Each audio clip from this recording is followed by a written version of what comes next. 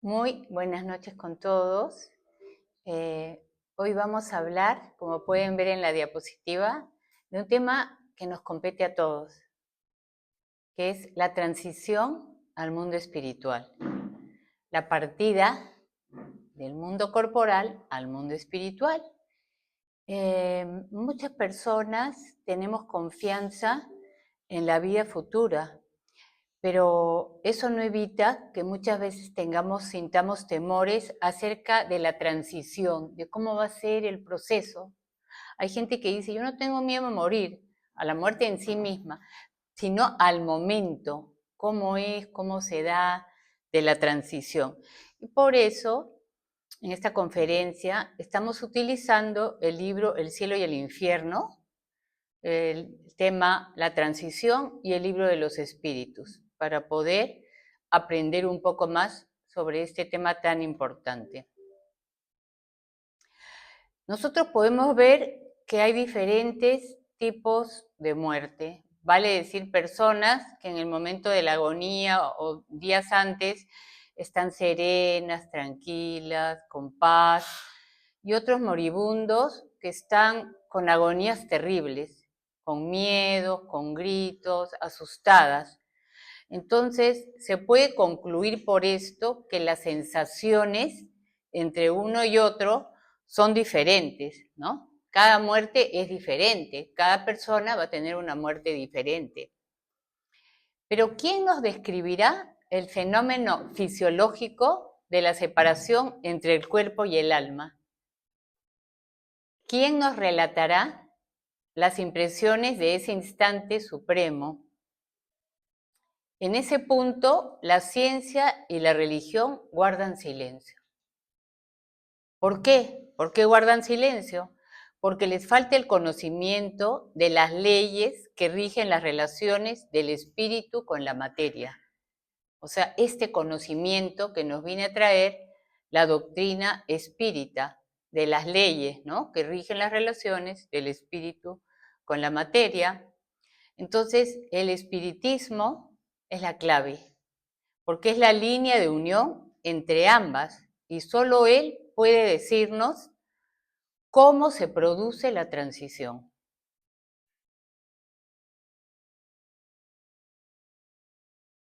Como dije anteriormente, la religión se detiene en el borde de la vida espiritual y la ciencia se detiene en los límites de la vida material. El conocimiento de la doctrina espírita nos permite aprender sobre el fenómeno de la muerte. ¿Y cómo lo hace? Lo hace a través de las nociones que nos va brindando, ¿no?, de la naturaleza del alma, a través también de la descripción de aquellos que ya dejaron este mundo.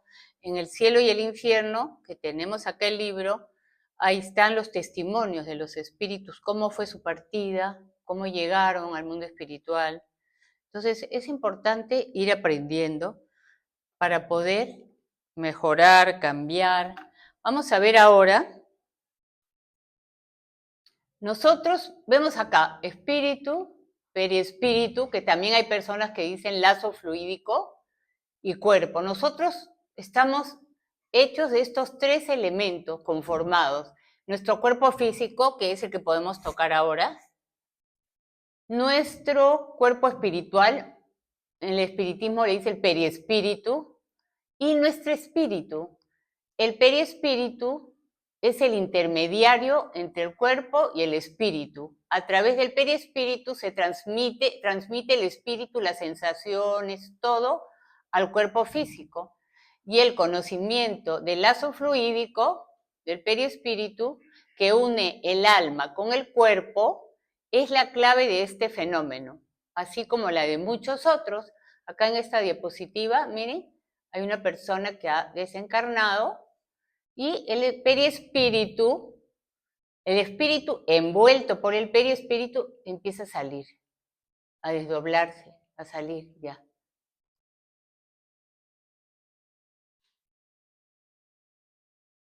El periespíritu es la envoltura fluídica del alma, de la que no se separa ni antes ni después de la muerte.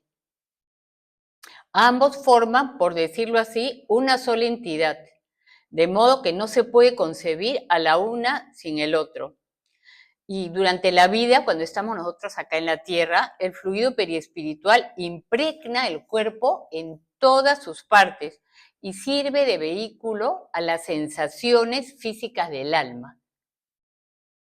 Es también por su intermedio que el alma actúa sobre el cuerpo y dirige sus movimientos. En el periespíritu podemos identificar plasticidad, también densidad. El periespíritu, vale decir, el cuerpo espiritual, no me apunto, ya. Como lo vemos ahí, el que está en el medio, ese tiene sensibilidad magnética. También se puede volver tangible, se puede tocar si se materializa. Por ejemplo, el Maestro Jesús, cuando se presentó, después de haber desencarnado, se presentó ante sus discípulos. Él no se presentó con su cuerpo físico, era el periespíritu que lo hizo tangible. Entonces los discípulos pudieron tocarlo, pero no era ya su cuerpo físico. Por eso, con la misma forma que apareció, desapareció. Además, todo nuestro pasado queda almacenado en el periespíritu. Las diferentes etapas de nuestro desarrollo van quedando ahí archivadas.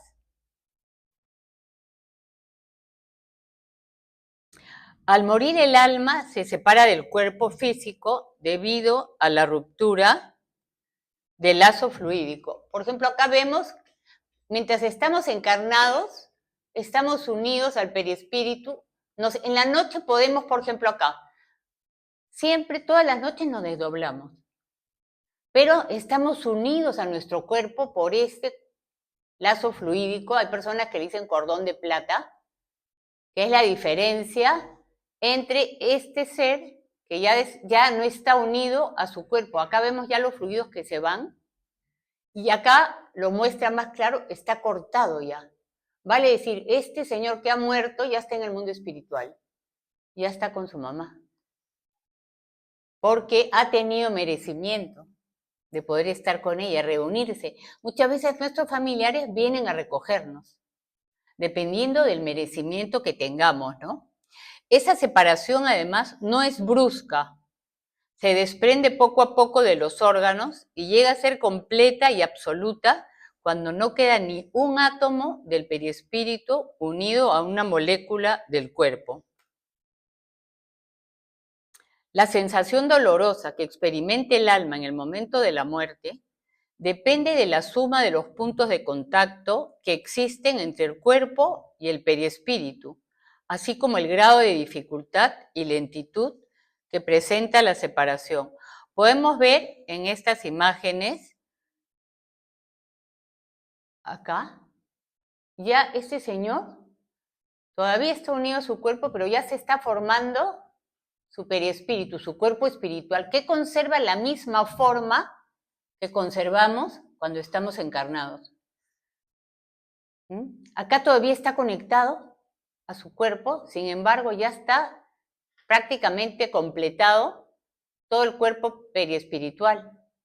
Lo único que falta es acá el corte o el desligamiento del lazo fluídico del centro coronario, ¿no? Acá vemos cómo lo están ayudando. Estos son espíritus que están encargados del proceso, trabajan en el proceso de desencarnación, vienen a ayudar a este paciente. Esta lo pueden ver en YouTube, se llama La muerte de Dimas, que lo explica bien claro este proceso de desencarnación. Yo los recomiendo que lo vean. Ahora, esta es una muerte de tipo natural. Los órganos de este señor, por haber estado enfermo, están debilitados por la enfermedad, ¿no? Podemos observar a un grupo de espíritus, como dije, trabajando en este proceso. Pero ven que se mantiene la misma forma hasta la vestimenta con la que está.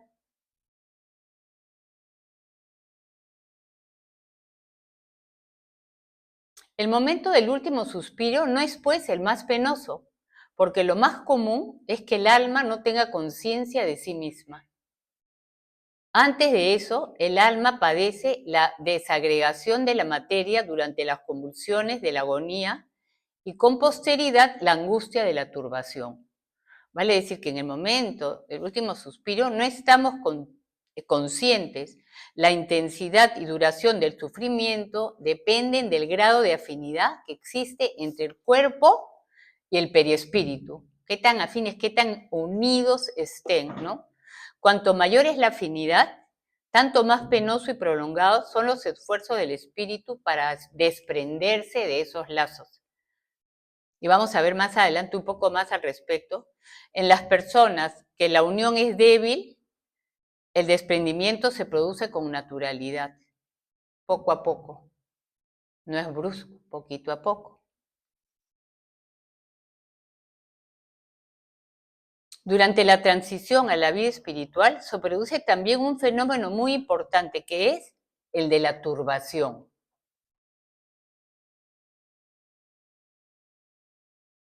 El alma experimenta un embotamiento que paraliza momentáneamente las facultades y neutraliza al menos en parte sus sensaciones. Es como si estuviera en un estado de catalepsia, de modo que casi nunca es testigo consciente del último suspiro. Se dice casi nunca porque en algunos casos el alma puede estar consciente. La turbación puede ser considerada el estado normal en el momento de la muerte. Normal. Nos sucede a prácticamente todos. Y la duración de la turbación varía en cada persona. Puede durar horas, días, minutos o hasta años. Ese estado de turbación, dependiendo de la vida que hemos tenido. En la pregunta 163 del Libro de los Espíritus, interroga el maestro Allan Kardec a los espíritus superiores. El alma, cuando deja el cuerpo, tiene de inmediato conciencia de sí misma y ellos responden. Conciencia inmediata no es la expresión adecuada. El alma permanece algún tiempo en estado de turbación. Como dije y mencioné anteriormente, eso depende de la elevación espiritual de cada uno. Y el tiempo que dura, que sigue a la muerte, es muy variable, ¿no? Entonces, depende también del tipo de muerte que tengamos. En el caso, por ejemplo, de la muerte violenta, en el caso de un accidente, ¿no? ¿Qué pasa con el espíritu? En ese momento, el espíritu, cuando la muerte es violenta, es de un momento al otro, él se sorprende, se encuentra sorprendido. ¿Qué pasó? ¿No? Además, no cree estar muerto, porque puede ver su cuerpo. Ve su cuerpo, sabe que es suyo, pero no comprende qué es lo que ha sucedido. Se acerca a sus familiares, que no lo oyen, no lo ven, entonces empieza ese estado de confusión para él. A medida que el alma se libera, se encuentra en una situación comparable a la de alguien que despierta de un sueño profundo. Sus ideas, ¿cómo van a ser? Confusas, ¿no? Pueden ser vagas, sus ideas pueden ser inciertas, dónde estoy, qué pasó, empieza a ver como a través de una niebla y poco a poco va recuperando la memoria, poco a poco. El despertar con todo varía según los individuos. En unos es sereno y abunda en sensaciones deliciosas.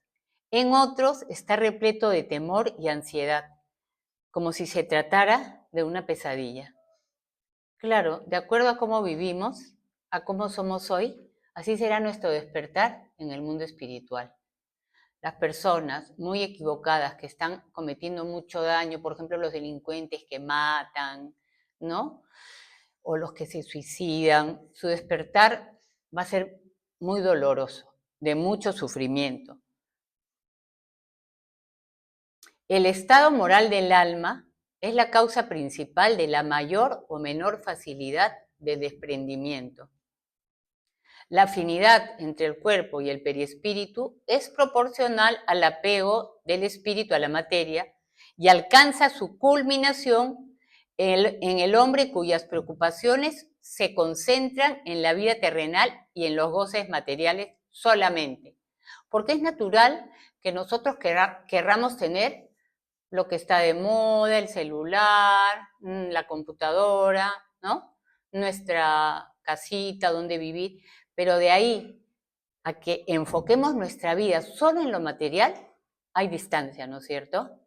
No nos estamos preocupando por trabajar nuestra vida espiritual, por hacer la práctica de la caridad. Vivimos la vida del egoísta.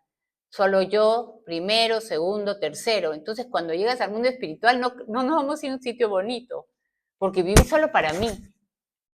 Recordemos que en el mundo espiritual no hay religiones, solo la del amor. No te van a preguntar qué religión practicas, da igual, qué hiciste en la tierra.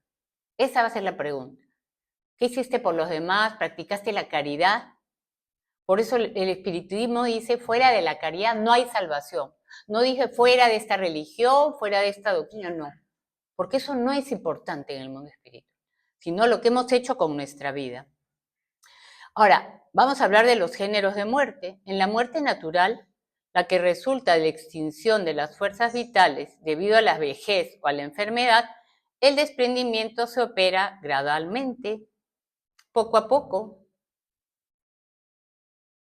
En el hombre materialista y sensual, que vivió más para el cuerpo que para el espíritu, y para quien la vida espiritual no significa nada, ni siquiera a nivel de pensamiento, todo contribuye a estrechar los lazos que lo atan a la materia, pues no ha hecho nada en la vida para aflojarlos.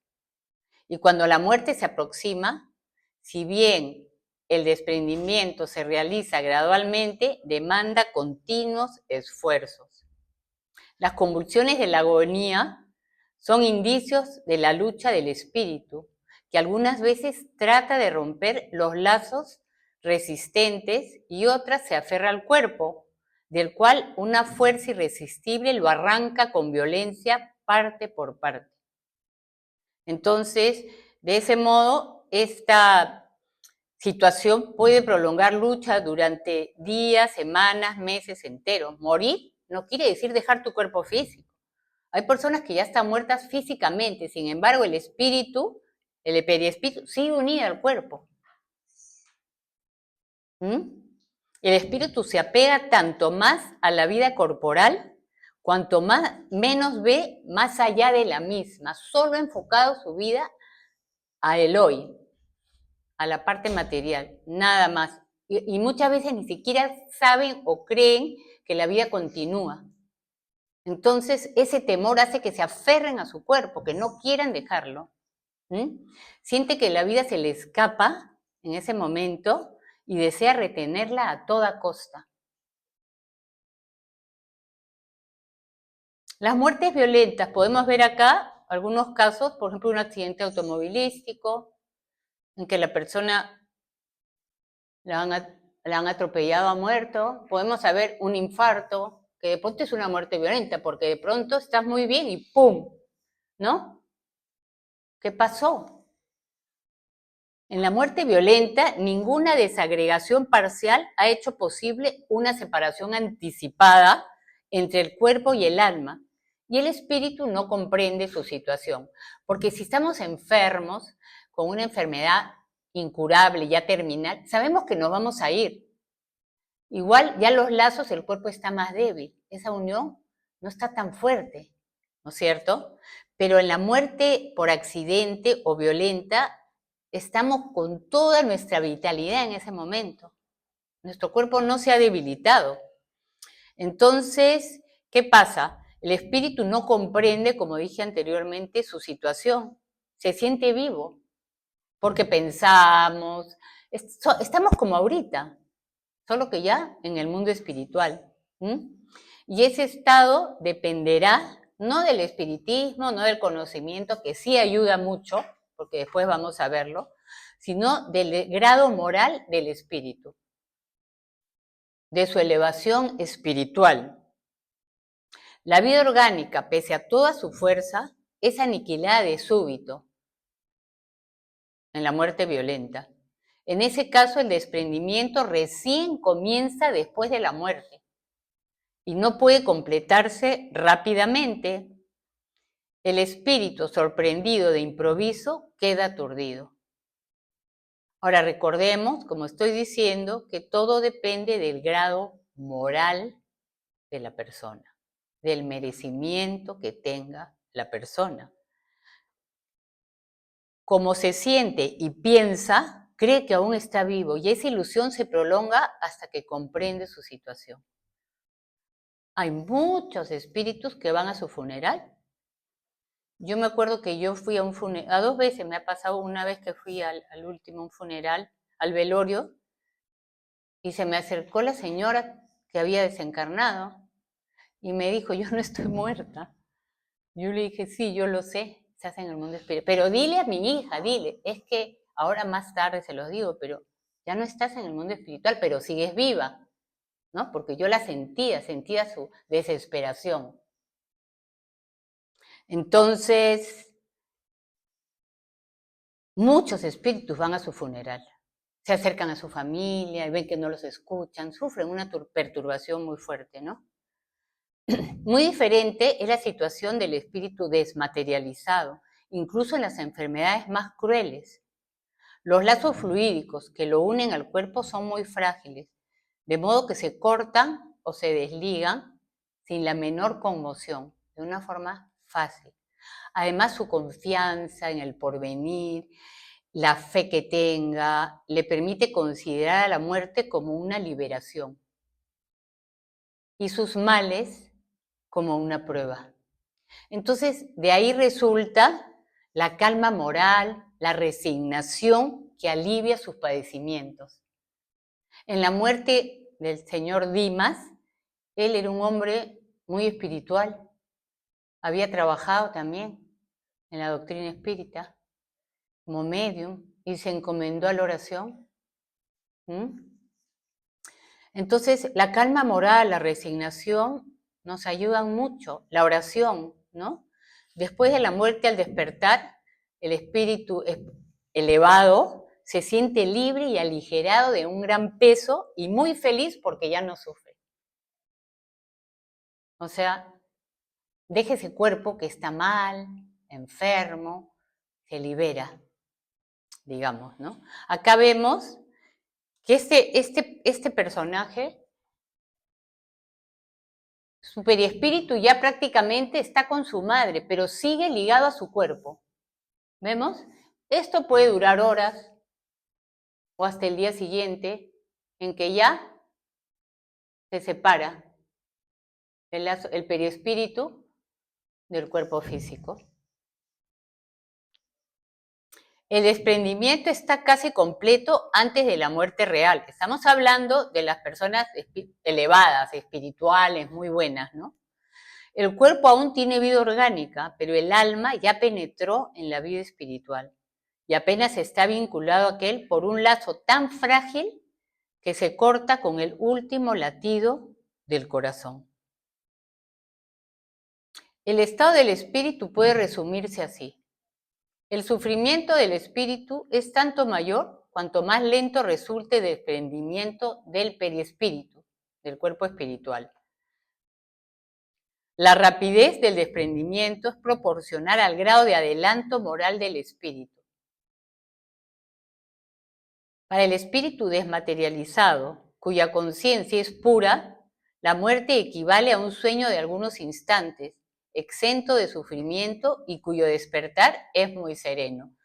Yo creo que todos quisiéramos despertarnos así, tranquilos, con paz, felices. Ahora, todos nos hemos equivocado y es natural, pero estamos luchando por mejorar, por nuestra transformación moral, que es el ideal espírita. Por eso estamos acá, para aprender, para cambiar, para trabajar en el bien, practicar la caridad. Y los espíritus ven nuestro esfuerzo, ven nuestro tiempo, nuestro sacrificio. Y entonces, digamos que de alguna manera estamos atenuando nuestros errores, nuestras equivocaciones de un ayer y de esta vida, ¿no? Entonces, es muy importante que tomemos conciencia de esto, para que cuando nos toque partir, nos vayamos con la conciencia tranquila de que algo bueno hicimos. Hay que considerar la vida futura desde un punto de vista que satisfaga la razón, que esté completamente de acuerdo con la lógica y el buen sentido, al igual que con la idea que nos formamos de la grandeza, la bondad y la justicia de Dios. Sabemos que Dios es soberanamente justo y bueno y que nos ama, y que no va a permitir que suframos o que vivamos lo que no debemos sufrir. Nosotros somos los que estamos construyendo nuestra vida cada día, con nuestras palabras, pensamientos y actitudes. ¿Estamos construyendo una bonita vida o no? Depende cada uno, ¿no? El espírita serio no se limita a creer, sino que cree porque comprende, y comprende porque emplea la razón. La vida futura es una realidad que se despliega constantemente ante sus ojos. La ve y la toca, por así decirlo, en todo momento, de modo que la duda no tiene guarida en su alma. Nosotros sabemos que esto es real, no es que creemos, sabemos. Para que alguien pueda trabajar por su reforma moral, hace falta que conozca los beneficios, ¿no?, que obtendrá en la vida futura. Porque si yo sé que la vida continúa y sé que voy a responder por mis actos, obviamente diré, hoy no, me tengo que portar mejor. En cambio, la persona que piensa que todo acaba con la muerte, que todo hasta el sufrimiento, esa persona vive despreocupada, pero también más asustada en el momento de la muerte, porque como no tiene fe en que la vida continúa, se asusta. ¿Qué va a pasar conmigo ahora? ¿La nada? ¿Cómo será la nada? Entonces debe ser muy terrible esa sensación. Nosotros sabemos que nos vamos a reencontrar con nuestros familiares, que en el mundo espiritual hay casas, hay universidades, hay ministerios, hay hospitales, igual que acá. La Tierra es una copia mal hecha del mundo espiritual, porque el mundo espiritual es mucho más bonito. Digamos, todo es más bonito en el mundo espiritual. Los colores, todo. En la Tierra, todavía en esta, ¿no? Entonces, hace falta que conozcamos los beneficios que obtendremos en la vida futura, y la turbación dura poco. ¿Por qué? Porque cuando hemos dado ese paso, nos reconocemos de inmediato. Vale decir, yo veo mi cuerpo, pero sé, porque estudié, que ya no estoy ahí, que solo es mi cuerpo físico, que yo me siento viva porque sigo viva. Entonces entendemos más rápido, mejor nuestra nueva situación, que no nos va a causar extrañeza, y comprenderemos que ya estamos perteneciendo al mundo espiritual. En la pregunta 165, ¿el conocimiento del espiritismo ejerce alguna influencia sobre el tiempo que dura la turbación? Y los espíritus superiores responden, ejerce una influencia muy grande, puesto que el espíritu comprende por anticipado esa situación. No obstante, la práctica del bien y la conciencia pura ejercen la mayor influencia. Entonces vemos que las dos cosas son importantes, pero la práctica del bien, la conciencia limpia, es lo que más influye, ¿no es cierto? El conocimiento del espiritismo no es indispensable para la salvación del alma, ¿no? Lo más importante es la práctica de la caridad, pero el conocimiento del espiritismo sí facilita esa salvación por los conocimientos que nos proporciona, el entendimiento, ¿no? Entonces, nosotros podemos estudiar, podemos aprender, y para nosotros es importante conocer la doctrina espírita porque nos ayuda a cambiar la vida, a ir preparándonos desde ya para ese paso al mundo espiritual y para que la transición no sea muy dolorosa. Entonces, muchas gracias por su atención.